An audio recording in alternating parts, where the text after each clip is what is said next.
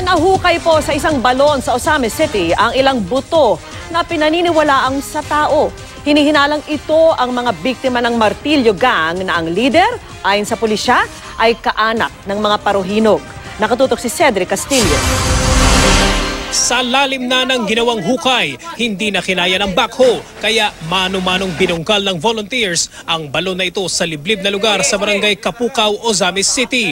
Paniwala ng pulisya, dito ibinabaon ang mga pinatay na biktima ng notorious na Martilyo Gang. Ayon sa Ozamis City Police, kamag-anak daw ng napaslang na si Mayor Reynaldo Paruhinog Sr. ang leader ng Martilyo Gang.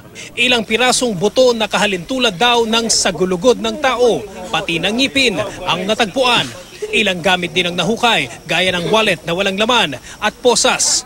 Kagabi, nahukay naman ang nakabalumbon na duct tape, panyong nakabuhol at nakapulupot na lubid. Torture yung pagkagawa, no? Tinali, tapos may pa yung sa bibig. Bagaman kailangan pang ipasuri sa forensics expert, pinaniniwalaan ng mga pulis na buto ng hindi bababa sa 4 na tao ang natagpuan sa unang 2 oras pa lamang ng paghuhukay. Inakala daw dati ng mga residente ng barangay Kapukaw na may mina ng ginto dito sa kanilang lugar, kaya ilang mga balon yung matatagpuan dito. Pero yung hukay kung saan may natagpuan na mga pira-pirasong kalansay, ang impormasyon daw na hawak ng pulisya ay may hanggang 12 na mga inilibing na biktima.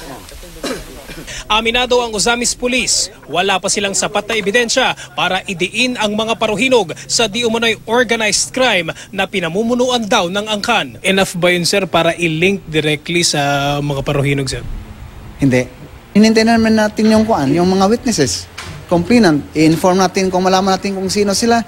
Kaya invite natin yung lahat na masabi natin na wala ng mga mahal sa buhay. I-try natin magpunta rito kung may mga palatandaan ba. Pinabulaan na naman ng mga paruhinog ang paratang na may kaugnayan sila sa Martilyo Gang. Mula rito sa Ozamis City, Cedric Castillo, nakatutok, 24 oras.